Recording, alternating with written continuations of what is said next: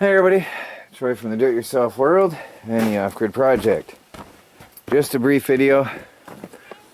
9 days ago I hurt my back, and when we were cleaning up, and it hurt bad. It still hurts really bad.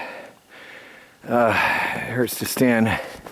We went out just now and cut some firewood, Melanie and Michelle and I, out of our own woods.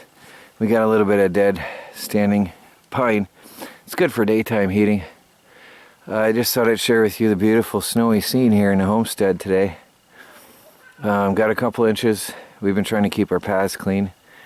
It doesn't look like it on camera. It's weird. Even oddly up here close to the house it's not as much, but out there it's up to a foot deep. It's compacting today though, so I don't know what it's amounting to now, but it's really pretty. We haven't had a warm day since the snow fell, and I hurt my back on Friday afternoon, so that's why the next day you saw I was working, and then the next day I showed the snow. I was dragging something heavy across the yard, and it was too short for me and really, really heavy, and I shouldn't have dragged it, and I pinched my back. So I've been down and out for a week. Today is my first real work besides shoveling and stuff and doing little things that need to be done. This is my first real work, and I only made maybe 40 minutes of cutting before it was too much. It hurts, but we got some wood, and we like to burn pine during the day though.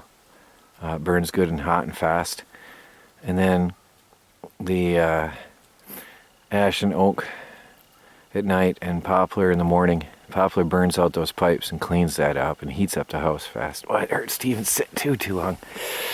I know if you know, a lot of you know what I'm going through if you've had it. Sitting, standing, laying, everything hurts. So I'm going to cut this off and call it a day. Cutting the wood was a chore. Anyway, that's it. It really hurts. I'll talk to you later.